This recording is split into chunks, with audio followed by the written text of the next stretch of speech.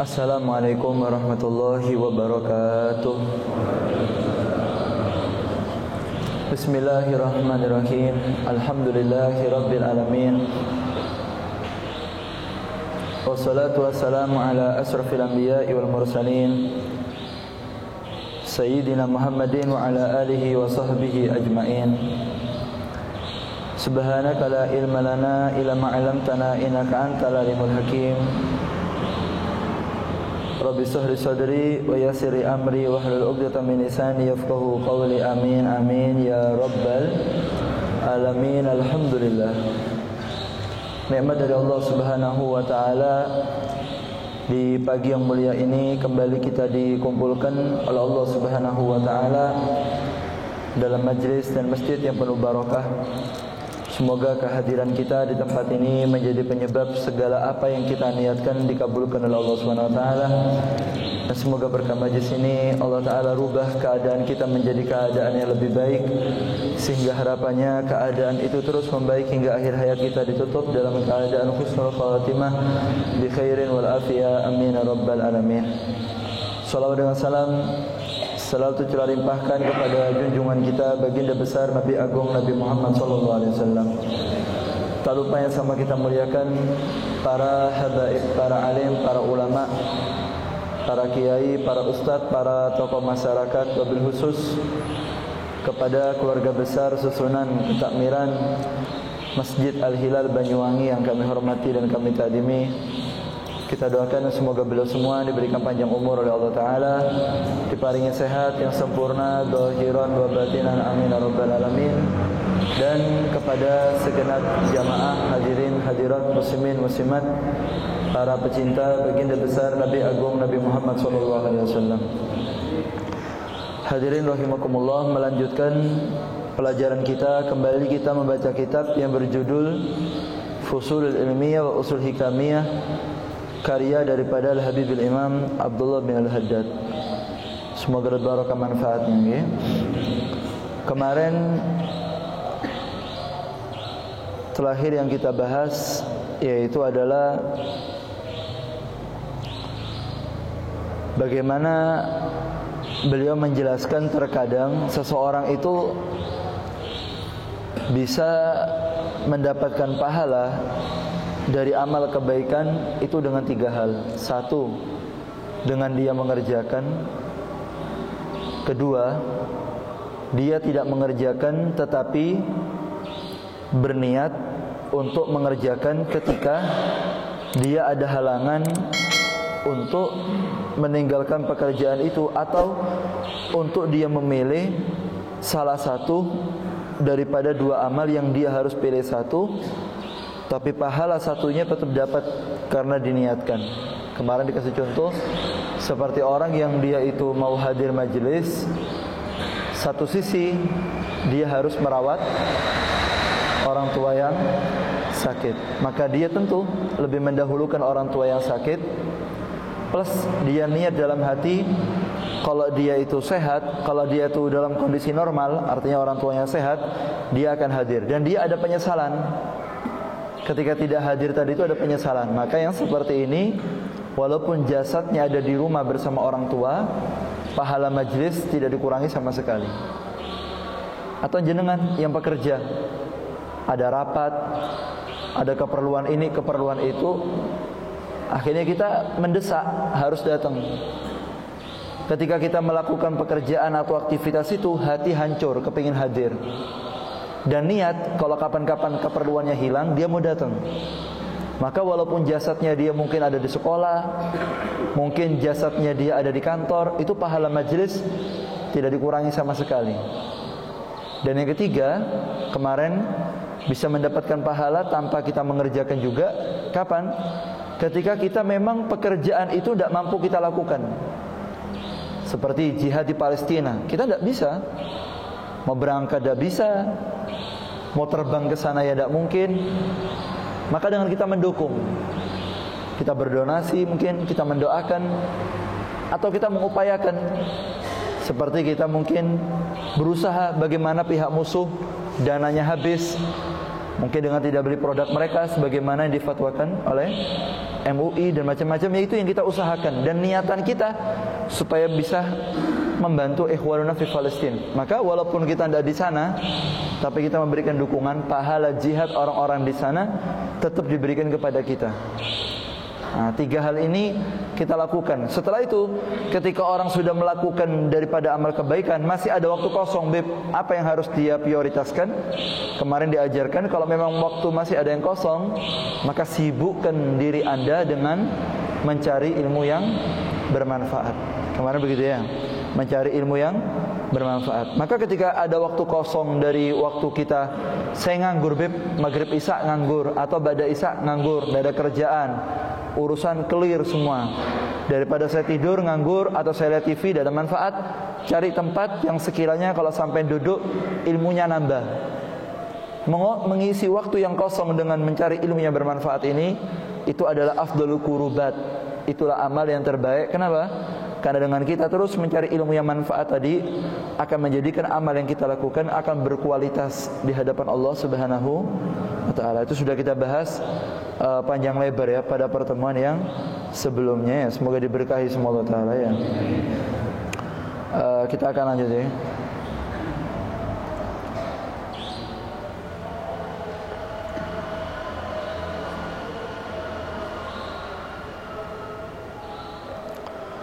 Beliau mengatakan di sini,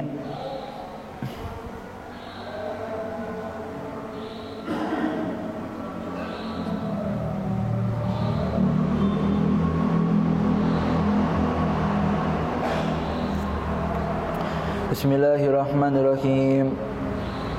Qala musannif rahimallahu ta'ala wa nafa'ana bi ulumi fid darin amin. Radhiyallahu anhu magala radhiyallahu anhu ilan qala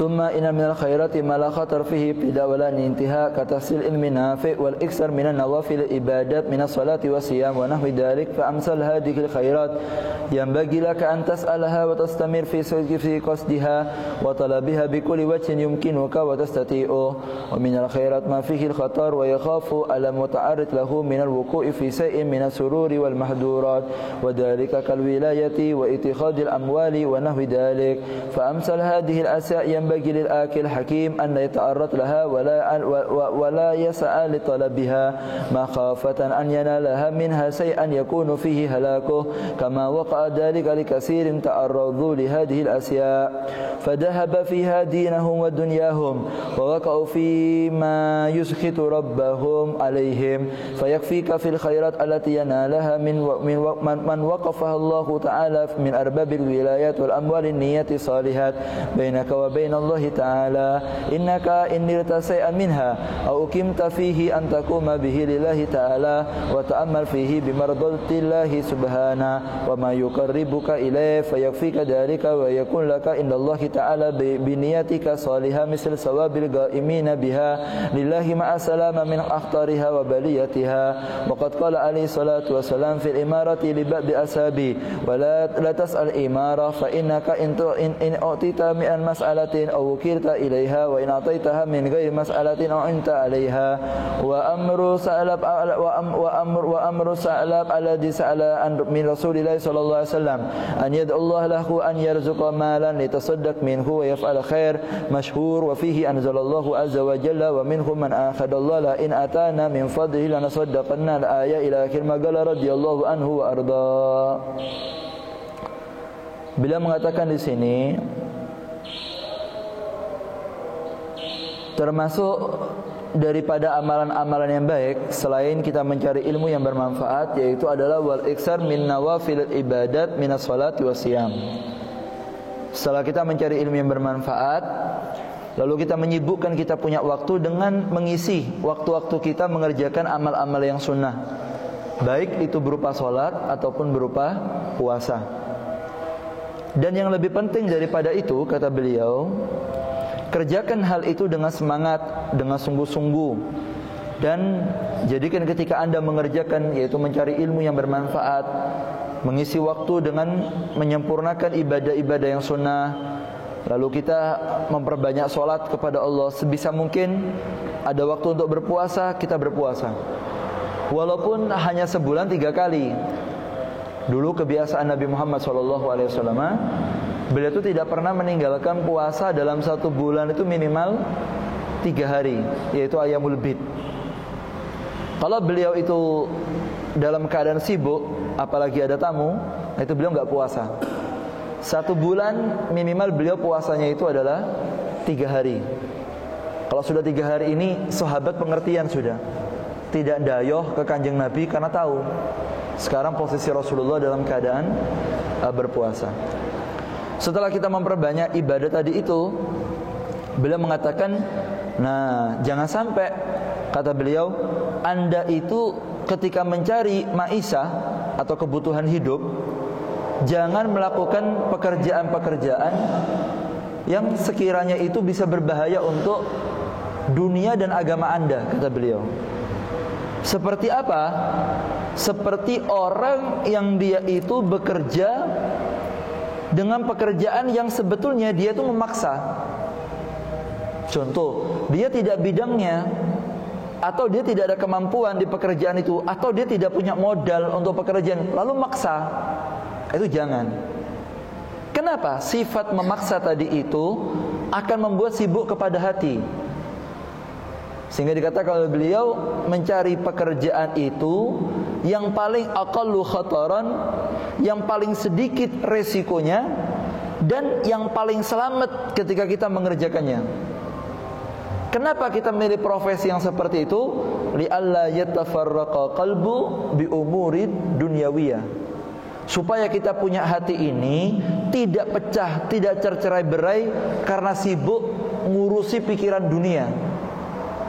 Kalau memang ada kemampuan, monggo. Kalau tidak ada kemampuan sampai utang-utang, Mbak, apalagi sampai kita pinjam dana uang besar, sedangkan uang yang besar tadi itu untuk pekerjaan yang resikonya lebih banyak gagal daripada untungnya, jangan dicoba. Karena kalau sampean berani urusan ini nekat, sampean gulkan itu lalu sampean kerjakan, hati-hati. Sebentar lagi siap-siap hatinya akan bingung, tidak ada ketenangan dia. Sehingga pikiran yang bingung tadi itu akan mengurangi konsentrasinya dia sama ibadah, dan akan mencabut kehusuan dalam hatinya. Khawatir dalam kondisi hati yang bingung seperti ini, kok dia meninggal dunia. Akhirnya dia meninggal dalam kondisi hatinya sibuk dengan pikiran yang sebetulnya tidak perlu kita sibukkan, yaitu dunia. Sehingga bila mengatakan di sini as-sahid yara ma la yara ghaib, orang yang menyaksikan itu tidak sama dengan hanya orang yang tidak menyaksikan. Coba sampein itu, orang-orang yang sibuk mikir dunia, sibuk terus, gelisah terus, tidak tenang terus, siang malam tidak enak tidur, mikir cicilan, harus bayar utang di bank, harus ini, harus itu. Sampein lihat mukanya orang itu, tidak tenang, gelisah, hadir majelis gelisah. Nanti dia melakukan amal ibadah bingung, mana belum kepikiran mati. Kalau mati ini belum tuntas gimana? Akhirnya tidak ada ketenangan dia. Lalu beliau mengatakan wasalama ihdal ghanimatain, kita menjadi orang selamat itu sudah untung.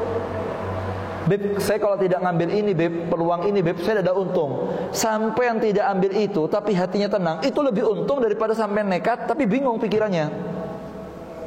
Orang yang selamat itu sudah untung. Kita tidak kaya, saya sama jenengan mungkin tidak suki, tapi tenang, ibadah enak, datang al-hilal tenang, pulang nyampe rumah ketemu istri harmonis. Setiap tanggal muda, tanggal 1, tanggal 2 kita tidak bingung bayar ini, bayar itu, tenang hatinya. Yang ada dinikmati, sudah itu untung besar. Itu untung besar. Walaupun rumah tidak mewah, mobil tidak mewah, uang tidak banyak, aset tidak melimpah, tabungan mungkin tidak banyak, noleo istiqomah ngono-ngono tok nggih. Angkane kurang lebih mentok 2 juta mudun maneh. Gak tahu munggah 10 juta lebih, beb. Enggak apa-apa, tapi hati tenang, itu sudah untung. Daripada kita nekat akhirnya tambah sumpek pikiran, jangan. Hidup ini harus beresiko, beb. Tidak begitu. Caranya orang Islam tidak begitu. Cara yang diajarkan sama Rasulullah, kerjalah Anda.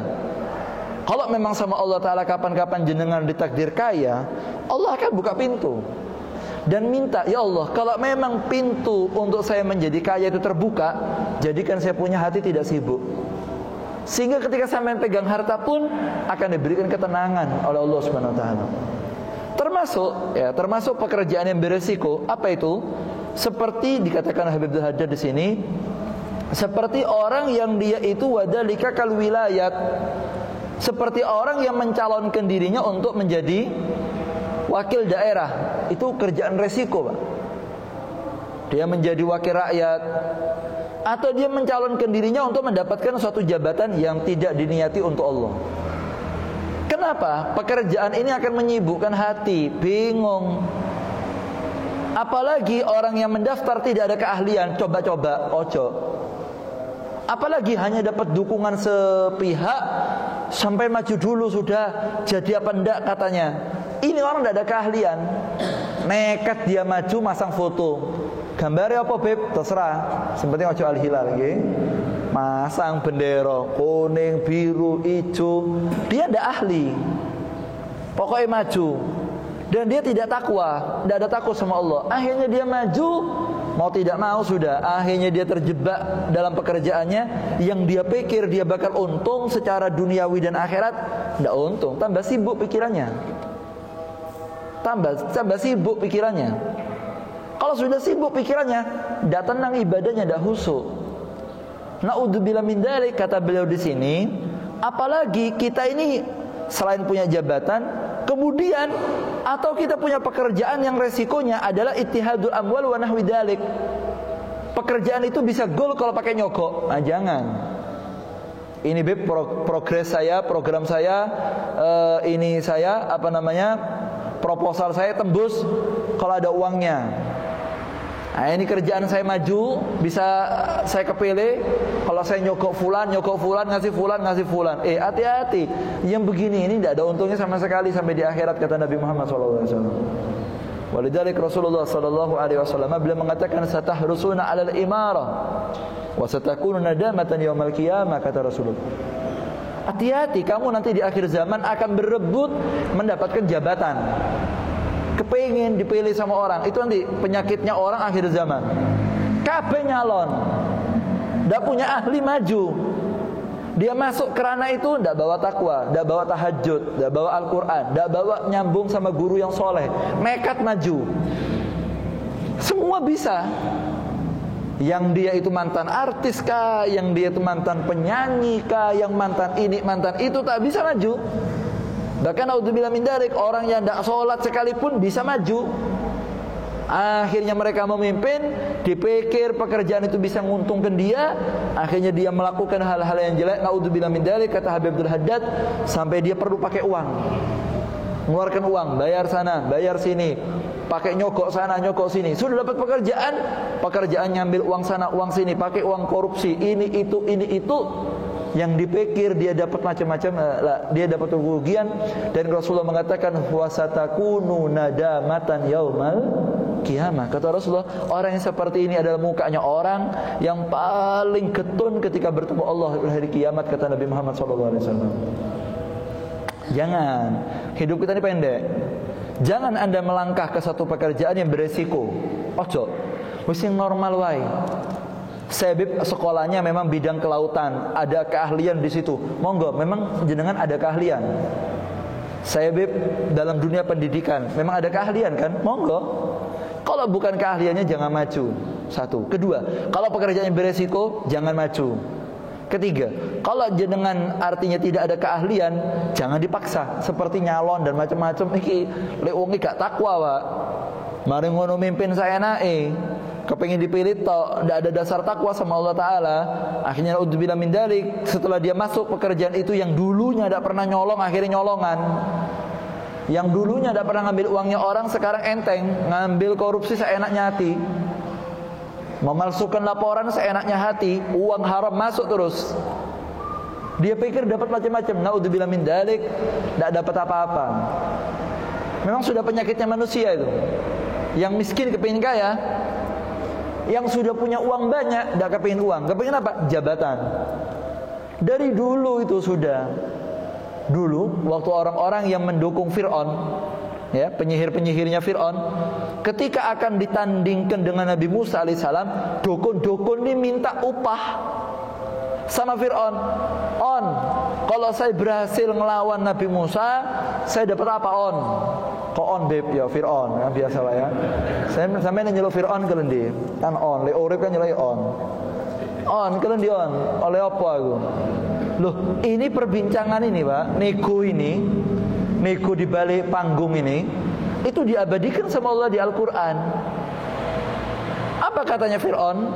Fir'aun tidak bayar uang sama dukun. Kalau dukun kayak duit gak gelem, karena mereka sudah banyak pasien, duit kok oleh.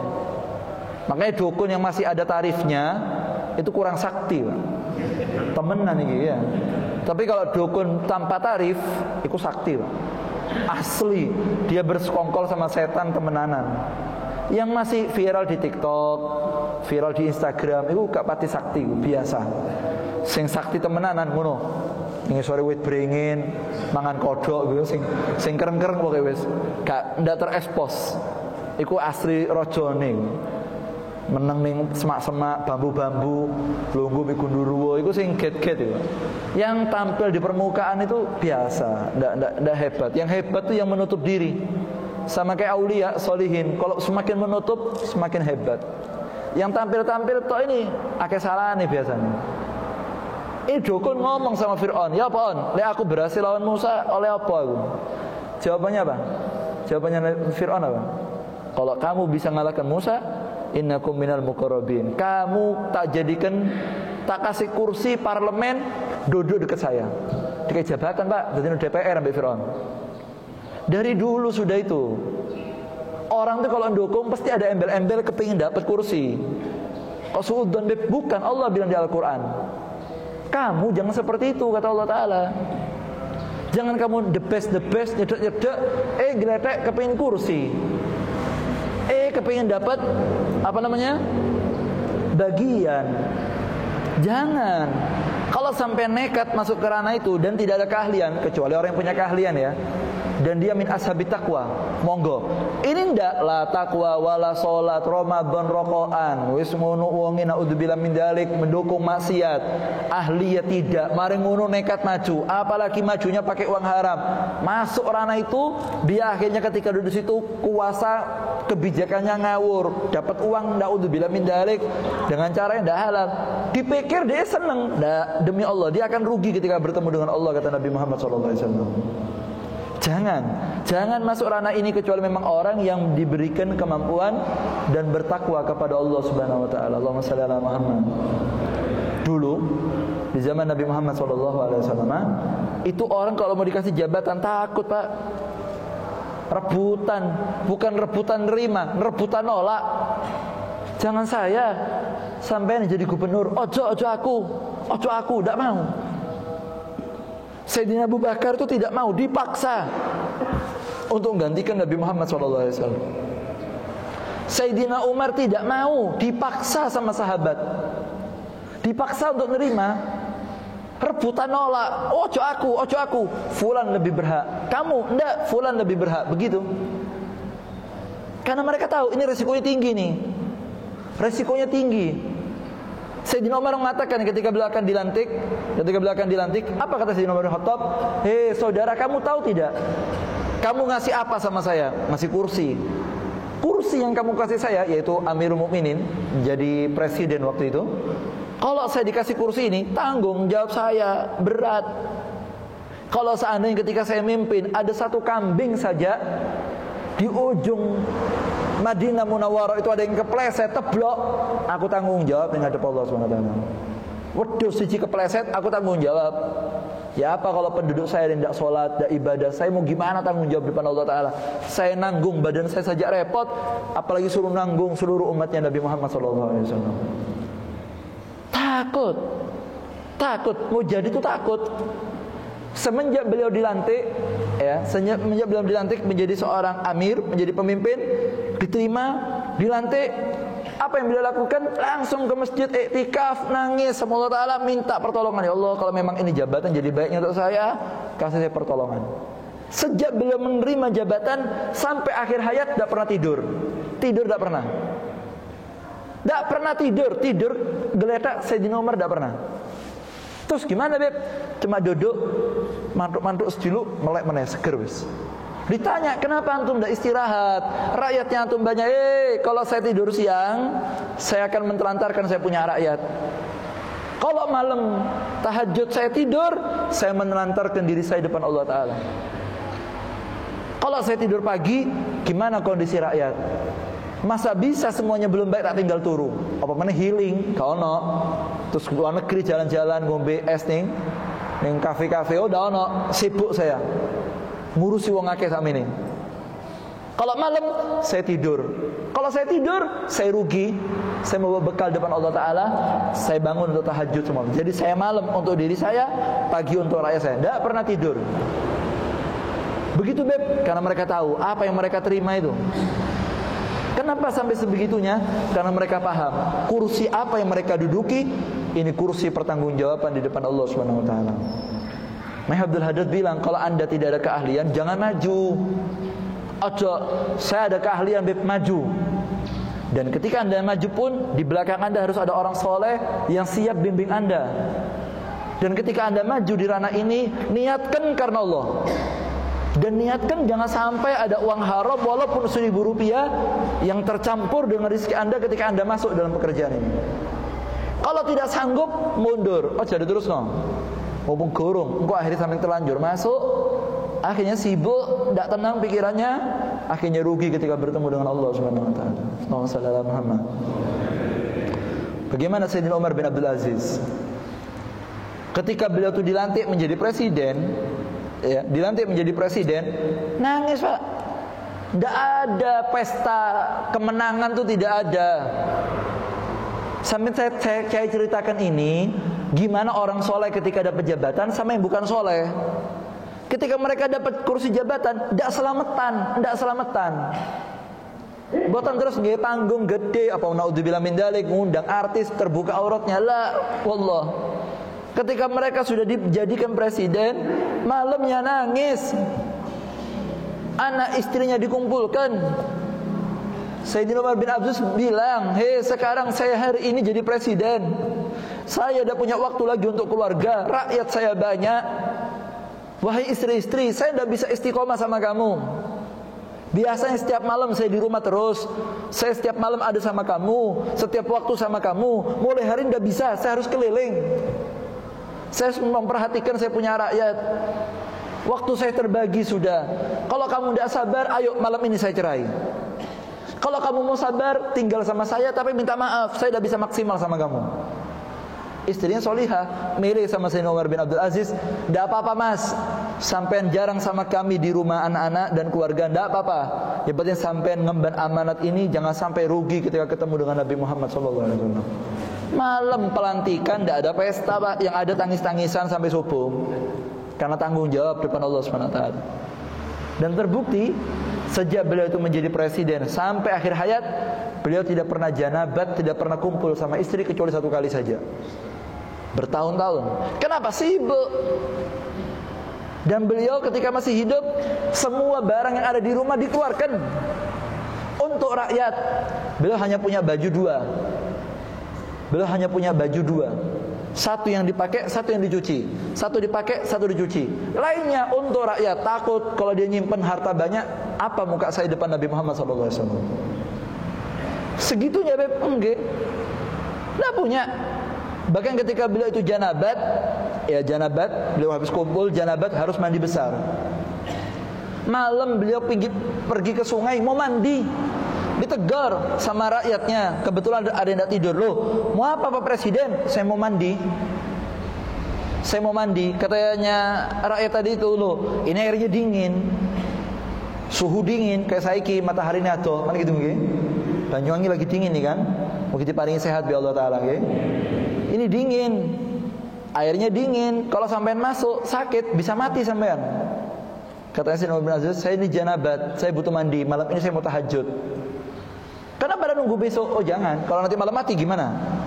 "Tidak, saya mau mandi sekarang." Orang soleh Pak. Kalau kita ndak kan junub ngenteni subuh kan gitu nggih. Ngono geblak-geblak engko beb sekalian sembahyang subuh kan gitu. Koyo-koyoke yakin kok subuh engko urip kan gitu. Wis kadang-kadang offset sampai sholat duha baru adus kan gitu. Wis anu kecapean beb. Pemene pengantenan nyar los. Ini ndak ini, mandi sekarang. Khawatir saya nanti mati. Mau mandi airnya dingin, ndak ada air. Katanya rakyat tadi tuh, ya antum kayu bakar di rumah, hidupkan airnya diambil digodok anget aduso aja banyu adem gini sampai nyemplung mati.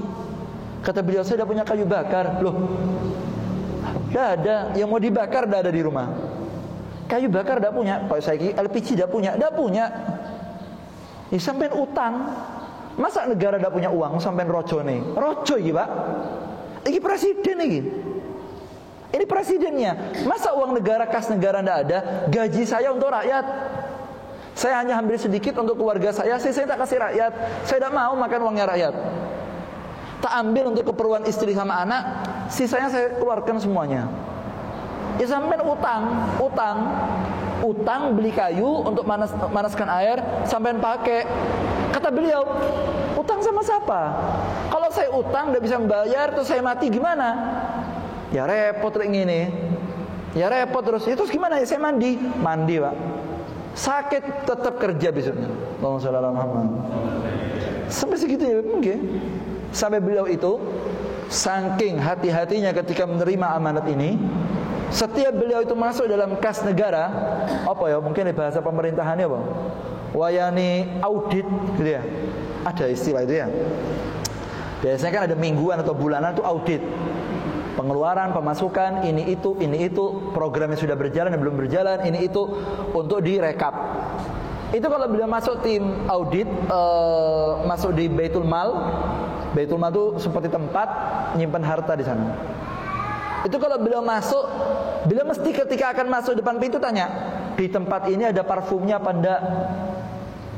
Ada parfumnya apa enggak? Ada. Itu masuk hidungnya disumbet.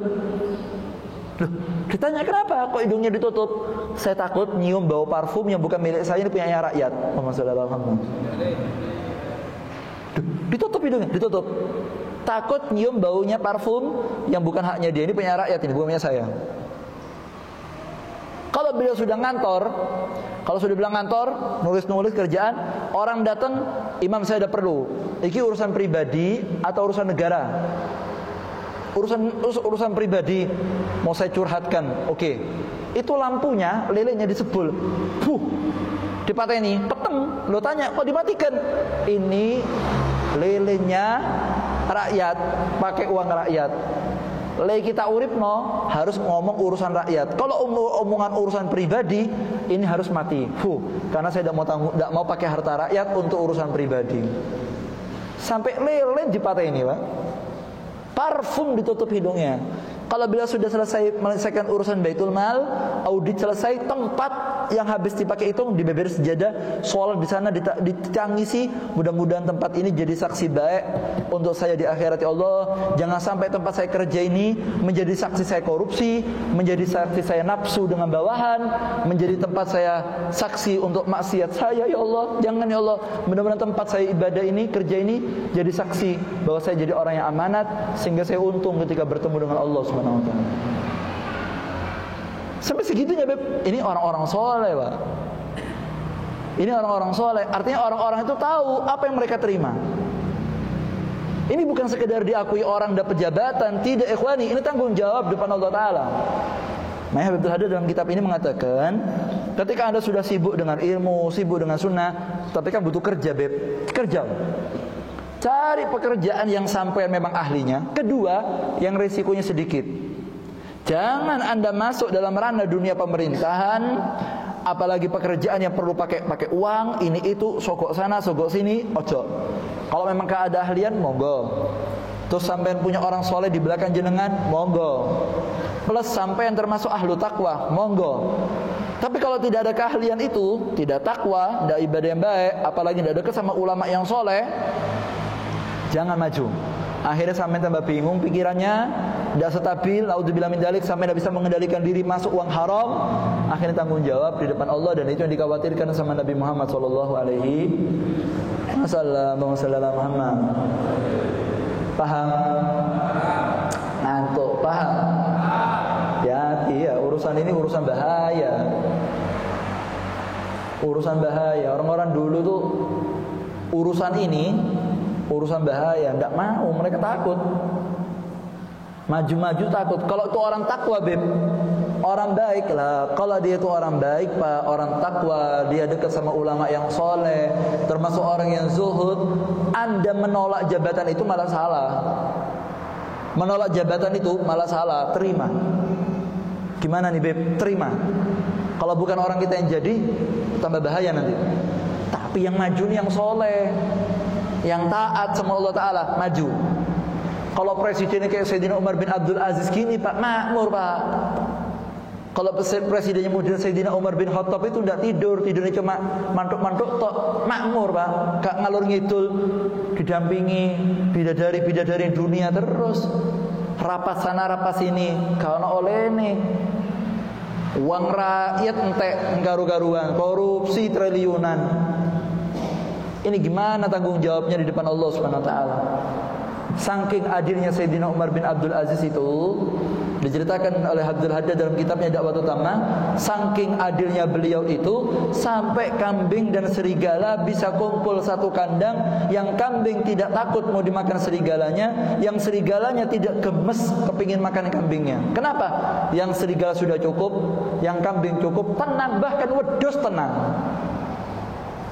Sampai rasakan gimana tumak ninanya pada zaman itu. Tumak nina dirasakan rakyat dengan pemimpin yang soleh. Satu petani, dia punya kambing, ternyata hari itu kambingnya hilang satu. Dia lihat ketemu, ternyata kambingnya mati dimakan serigala. Nangis beliau. Anaknya tanya, ya abata atabki alal ghanam? Abah, air mata apa ini? Kamu nangis gara-gara wedus mati satu? Kehilangan dunia kamu nangis? La waladi, ndak, saya dah nangisi kambingnya. Lalu terus apa yang ditangisi? Yang saya tangisi hari ini saya kehilangan pemimpin. Dari mana kamu tahu kalau Umar bin Abdul Aziz meninggal? Ini kambing saya mati dimakan serigala. Kalau Sayyidina Umar masih hidup, tidak mungkin saya punya kambing akan dimakan serigala. Ternyata temenan, tidak suwi musolamuni. Innalillahi wa inna ilaihi raji'un. Meninggal dunia pemimpin kita Umar bin Abdul Aziz.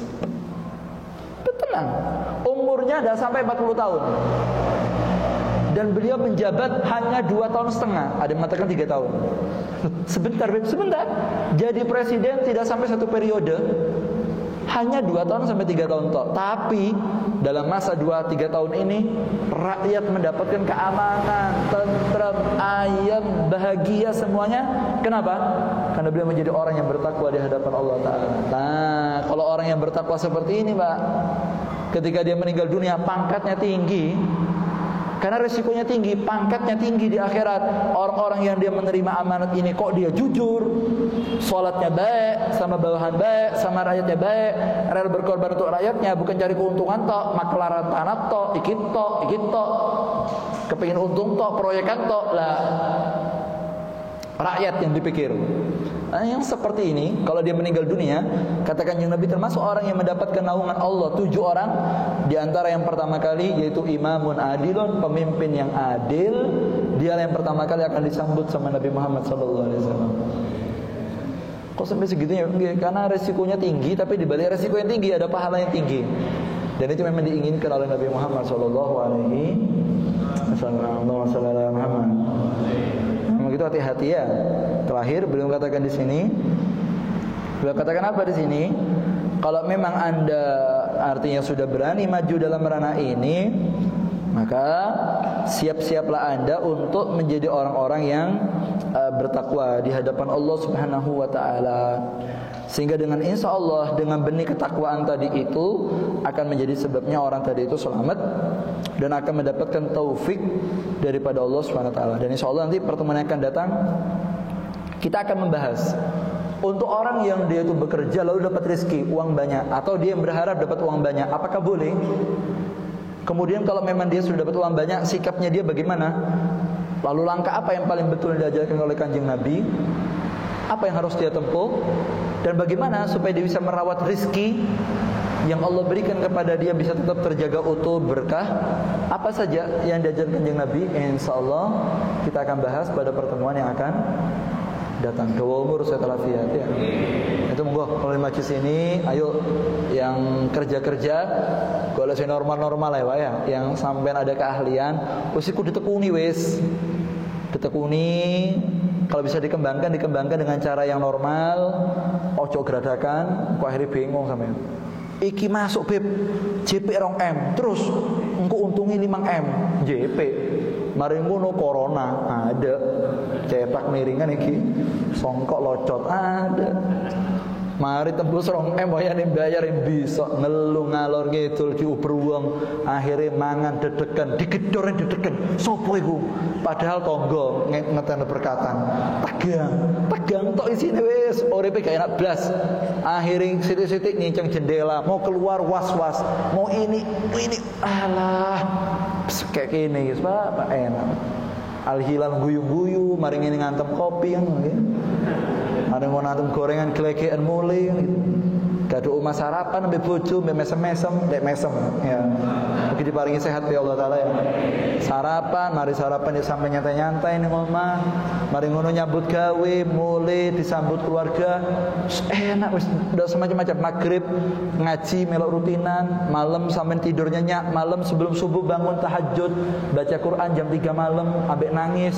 Wis iku di istiqomah sampai mati wis ada untung besar. Walaupun sampean tidak kaya, tapi ketenangan itu lebih untung daripada banyak tapi bingung pikirannya. Dan ini diinginkan oleh Nabi Muhammad SAW.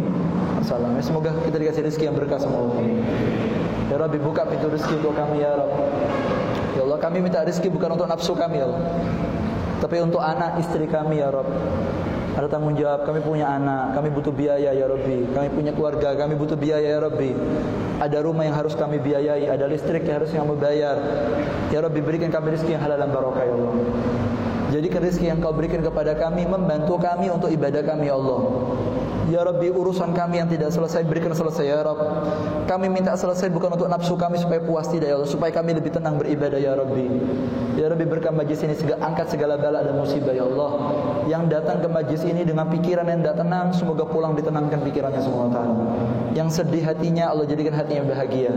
Ya Rabbi jadikan tempat kerja kami menjadi saksi ketaatan kami ya Rabb. Bukan tempat kerja kami menjadi saksi akan kemaksiatan kami ya Allah. Jaga pandangan kami saat bekerja ya Rabb. Jaga kemaluan kami saat bekerja ya Rabb. Jaga hati kami saat kami bekerja ya Rabb. Jaga pendengaran kami saat kami bekerja melakukan aktivitas mencari rezeki yang halal untuk keluarga kami ya Rabb.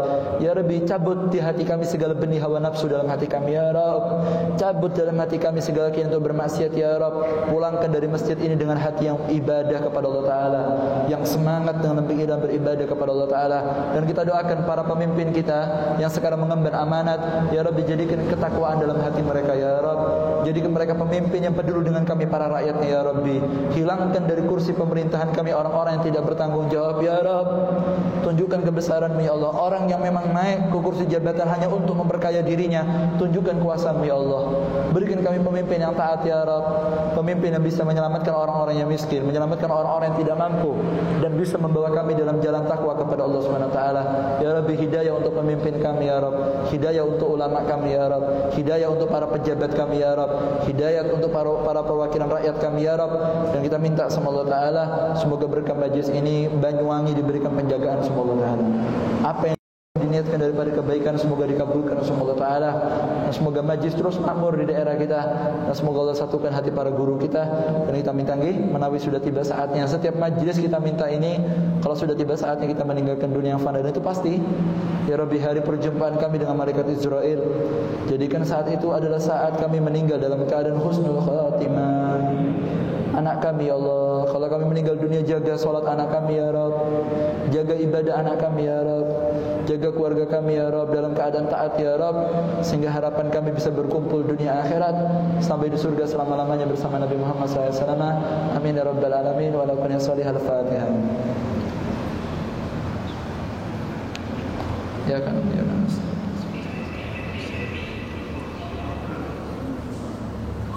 Ya Tawwab tub alaina, ya Tawwab tub alaina, warhamna wanzur ilaina, warhamna wanzur ilaina, ya Tawwab